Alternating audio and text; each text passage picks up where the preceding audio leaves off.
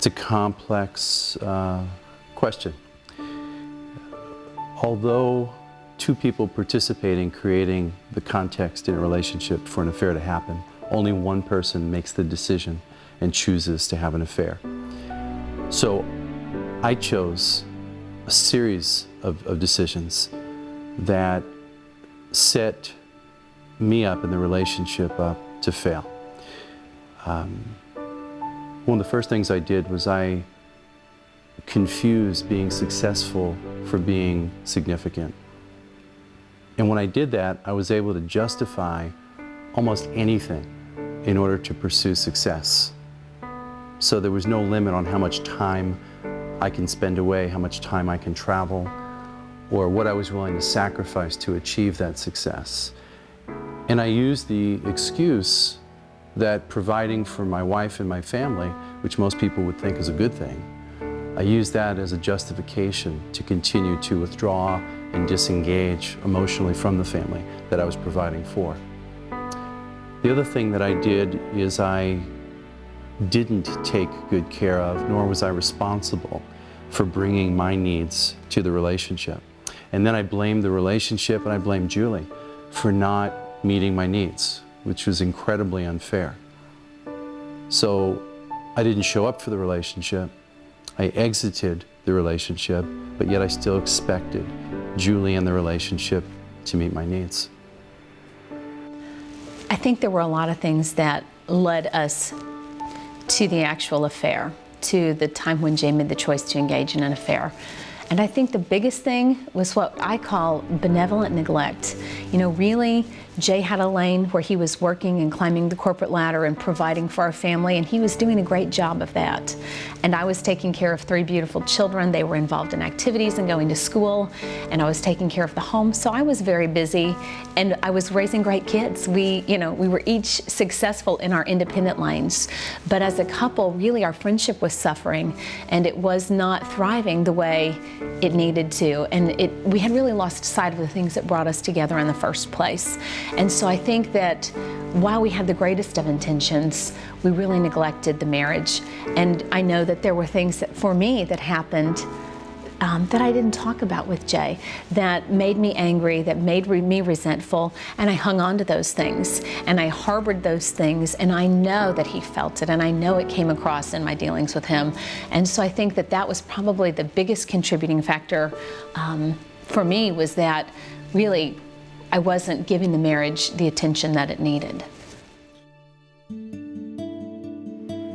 The insanity of infidelity is the ability for people who engage in it to convince themselves that they're actually a victim of the very choices that they themselves are making. So I convinced myself that I was actually a victim of the life that I had fully participated in creating. And of course I blamed Julie. I even blamed the whole institution of marriage for the fact that I was so unhappy. And once you convince yourself that you're a victim of something, you can justify anything, all in the name of survival, or I have a right to be happy. All things that I told myself, sold myself on believing. And once I did that, I was able to establish the foundation or the seeds for having made that terrible decision to have an affair. Initially, I didn't know that there was an affair going on. I knew that there were things that didn't seem right, that 2 + 2 was not making 4 for me. And so I had a lot of questions, and I did a lot of what I now call policing Jay, checking a phone, checking email, checking computers, trying to make sense of the holes that were coming up for me that just didn't add up. And so once I got through that phase and I actually found out about the affair, and ultimately for me, I personally ended up hiring a private investigator because I couldn't make sense of it, and it wasn't something that Jay was interested in being forthcoming about. So once I got to that point, and I was hurt, I was devastated, I was very fearful for what was going to happen to my marriage, to my family, to my children. And so I had a lot of real heavy emotions at that point in time. But shortly thereafter, I had to get it together, and I had to decide how I was going to handle it. And so for me, it was about staying true to who I was and the principles that I believed in and the characteristics that I claimed to have. And so revenge wasn't a part of that for me. If I claimed to be a person of forgiveness, then I had to show forgiveness and I had to live forgiveness. And so for me, it was a tough time, and each day it was a conscious decision to live from the values that I believed in. And so I did not engage in the nastiness that often comes with infidelity, because I chose to not let Jay's actions define my actions.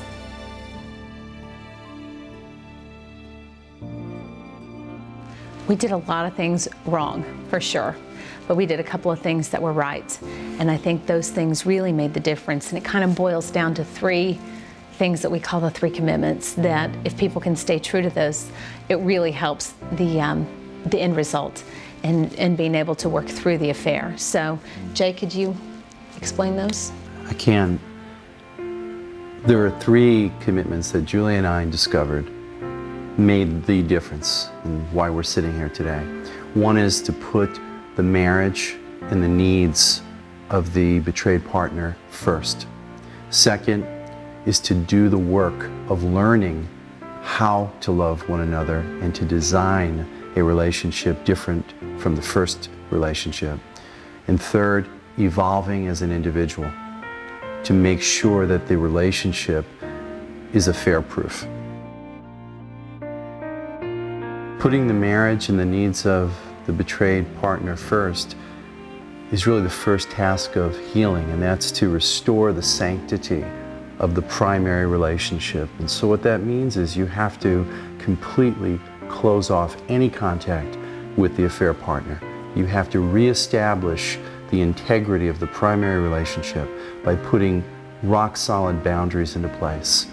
And as an unfaithful partner, you have to give the betrayed spouse complete accountability and access to whatever they need to feel safe again and to begin to rebuild trust in the relationship.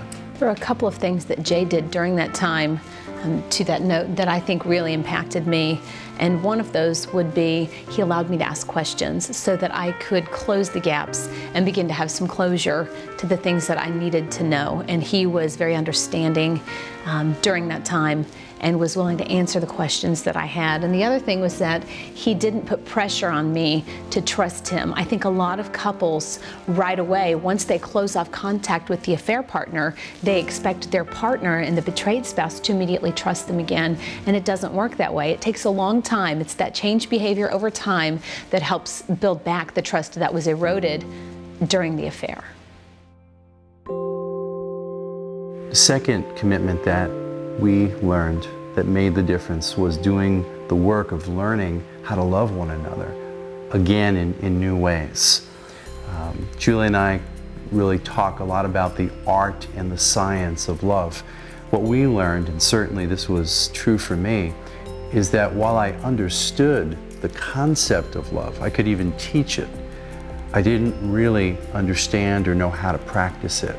So the art and the science of love is learning how to bring the best that you have in you to your partner and really being committed to understanding what it is that your partner experiences as love. And then learning new skills and new competencies for how to communicate effectively, how to resolve conflict and differences, and how to restore the friendship that's so damaged and so broken and fractured after somebody has an affair. The third commitment that we found that made the difference in our being successful following an affair and a divorce was to evolve as individuals. Many people enter relationships in pursuit of trying to find fulfillment, as opposed to evolving and growing as an individual and contributing to that relationship and to their partner.